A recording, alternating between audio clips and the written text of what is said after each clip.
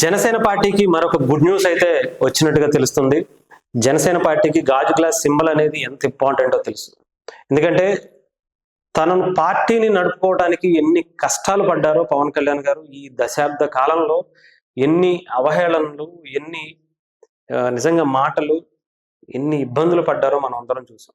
అంటే రాజకీయ పార్టీలు ఎవరైనా పెట్టేస్తారో ఆ పార్టీ నుంచి, ఈ పార్టీ నుంచి, లేదంటే ఇంకొక బలమైనటువంటి వ్యక్తుల దగ్గర నుంచో ఫండ్స్ వచ్చేస్తే దాంతో నడిపేసుకోవచ్చు. కానీ పవన్ కళ్యాణ్ గారు ఎక్కడా వాటి గురించి ఆశపడకుండా, అలాంటి వ్యక్తులను ఎక్కడా తీసుకోకుండా జాగ్రత్తగా ఆంధ్రప్రదేశ్, భారతదేశానికి ఒక గొప్ప నాయకుల్ని పరిచయం చేయాలి అనుకుంటూ తన పార్టీని మొదలుపెట్టిన దశాబ్ద కాలం పాటు ఎన్నో అవమానాలున్నా, ఎన్నో ఇబ్బందులున్నా, తన పిల్లల ఫిక్స్డ్ డిపాజిట్‌ని సైతం తీసుకుని పార్టీని నడుపుకుంటూ తను చేసేటువంటి దానికి ప్రధాన ఆదాయంగా ఉన్నటువంటి అటు సినిమాల నుంచి వచ్చిన డబ్బును కూడా, పొలాలని, ఇళ్ళని అమ్మేసుకుని కూడా పార్టీ కోసం కష్టపడి నిర్మించినారు.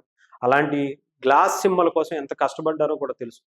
నిజంగా ఆ కష్టానికి తగ్గ ఫలితం ఈసారి ఎలక్షన్స్‌లో ఆయన 21కి 21 గెలవటం, 100% స్ట్రైక్ రేట్‌తో నిలవటం, ఆ గ్లాస్ సింబల్‌ని ప్రాంతీయ పార్టీల జాబితాలో చేర్చి రిజర్వ్ చేయటం అనే దానికి ఒక బలమైనటువంటి కృషి, కష్టం, ఎన్నో అవహేళనలు జనసేన పార్టీ కనుక.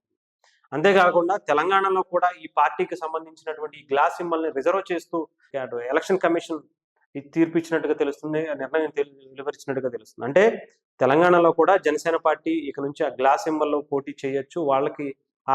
వాళ్ళకే తప్ప ఇంకది ఎవరికీ ఇవ్వకుండా రిజర్వ్ చేసినటువంటి పరిస్థితి. 2018లో కూడా జనసేన పార్టీ ఎంపీ ఎలక్షన్స్‌లో పోటీ చేసింది. ఎవరు గెలవకపోయినా కూడా చాలా బలమైనటువంటి వ్యక్తులను, ఎప్పుడూ రాజకీయాల్లో పాల్గొననటువంటి వ్యక్తులకు ఎంపీలుగా అవకాశాలు ఇచ్చి ఎంపీ క్యాండిడేట్లుగా వాళ్ళని నిల్చోబెట్టింది. మహేందర్ రెడ్డి గారు అక్కడ జనసేన పార్టీ ఉపాధ్యక్షుడిగా ఉన్నారు, వైస్ ప్రెసిడెంట్‌గా. పవన్ కళ్యాణ్ గారు ప్రెసిడెంట్, ఆయన వైస్ ప్రెసిడెంట్‌గా ఉన్నారు. ఆయన మల్కాజ్గిరి ఎంపీగా పోటీ చేసి ఆయన ఓడిపోయారేమో కానీ అక్కడ ఆయన చీల్చినటువంటి ఓట్లను నిజంగా ఈరోజు అక్కడ తెలంగాణలో ఉన్నటువంటి రేవంత్ రెడ్డి గారు సీఎం అవడానికి ఉపయోగపడ్డారు.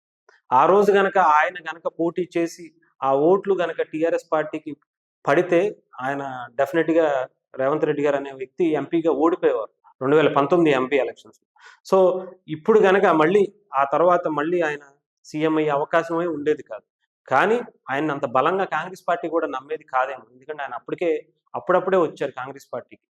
2018లో ఆయన అసెంబ్లీ ఎలక్షన్స్‌లో కూడా ఆయన సొంత నియోజకవర్గంలో కూడా ఓడిపోయిన పరిస్థితి ఉండేది. తర్వాత ఆయన అంటే ఎంత ఇంపాక్ట్ చూపించిందో చూడండి. ఒకళ్ళకి ఎంత బలమైనటువంటి అవకాశాన్ని జనసేన పార్టీ ఇచ్చిందో చూడండి. తక్కువ ఓట్లే పడుండొచ్చు. వాళ్ళు ఎంత ఇంపాక్ట్ ప్రజల్లో కనిపించకపోవచ్చు కానీ, రేవంత్ రెడ్డి గారు లాంటి వ్యక్తికి చాలా బలంగా తెలుసు. జనసేన పార్టీ ఇంపాక్ట్‌తో ఈరోజు ఆయన సీఎం సీట్‌లో కూర్చున్నారని అనుకోవడంలో ఎటువంటి సందేహం లేదు. డెఫినెట్‌గా ఆయనకి రాజకీయ భవిష్యత్తుని బలంగా ఇచ్చింది అంటే జనసేన పార్టీ అక్కడ ఓడిపోవటం, ఆ ఓట్లను చీల్చడమే చూసుకోవచ్చు. అక్కడ అటు మల్లారెడ్డి గారికి సంబంధించినటువంటి కుటుంబం అక్కడ నిలబడినా కూడా అవకాశం లేకుండా పోయింది.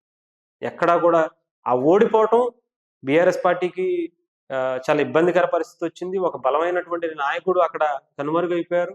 వాళ్ళకి మొన్న జరిగినటువంటి ఎలక్షన్స్‌లో కూడా కనిపించినటువంటి పరిస్థితి కనిపించింది. ఇప్పుడు మళ్ళీ రేవంత్ రెడ్డి గారికి ఇంకొక రాజకీయంగా మళ్ళీ ఆయన ఎదగటానికి ఆ ఎంపీ సీటు, ఆ ఎంపీగా పదవనేది చాలా ఉపయోగపడింది. సో అలాగే మొన్న 23లో జరిగినటువంటి ఎలక్షన్స్‌లో కూడా జనసేన పార్టీ తరపు నుంచి అనేక మంది నిలబడ్డారు. ఉస్మానియా యూనివర్సిటీ ఉద్యమం నుంచి పుట్టినటువంటి మిరియాల రామకృష్ణ ఖమ్మం నియోజకవర్గం ఎమ్మెల్యేగా మహామహులు నిలబడలేనిటువంటి, తట్టుకోలేనటువంటి రాజకీయాలను ఖమ్మం జిల్లాలో, ఖమ్మం నియోజకవర్గంలో మనం చూసాం. ఎంతోమంది దిగ్గజాలు అక్కడ పొంగులేటి లాంటి వ్యక్తులు, లేదంటే ఇంకొక గతంలో మంత్రులుగా పనిచేసినటువంటి వ్యక్తులు ఎంతోమంది ఉండి కూడా వాళ్ళ నుంచి ఎన్నో ఇబ్బందులు, ప్రలోభాలు, బెదిరింపులు, ఎన్ని బుజ్జగింపులు వచ్చినా కూడా ఎక్కడా బెదిరిపోకుండా, ఆశపడకుండా నిలబడి కొట్లాడి గెలిచినటువంటి మిరియాల రామకృష్ణ గారిని కావచ్చు, సంపత్ నాయక్ లాంటి వ్యక్తులను కావచ్చు, అటు అశ్వారావుపేట, అటు కొత్తగూడెం, అటు కుకట్పల్లి, అటు నాగర్ కర్నూలుకి సంబంధించి, అలాగే మన శంకర్ గౌడ్ గారు లాంటి వ్యక్తులు ఎంతో మందికి ఒక అద్భుతమైనటువంటి, ఎప్పుడు రాజకీయాలంటే తెలియనటువంటి ఒక యువతకి ప్రధాన పీట వేస్తూ వాళ్ళకి అవకాశాలు ఇస్తూ ఇలాంటి రబ్బర్ చెప్పులు వేసుకున్న వ్యక్తులను కూడా అసెంబ్లీలోకి పంపించాలి. ఉద్యమాన్ని చేసినటువంటి ఉస్మానియా బిడ్డలకు నిజంగా అవకాశాలు ఇచ్చింది అంటే అది జనసేన పార్టీ. సో ఒక గ్లాస్ సింబల్‌ని రిజర్వ్ చేయడం అనేది చాలా సంతోషం అక్కడ కూడా. ఆ పార్టీ ఇంపాక్ట్ అనేది రేపొద్దున చాలా బలంగా ఉండబోతుంది తెలంగాణలో అనటంలో కూడా ఎటువంటి సందేహం లేదు.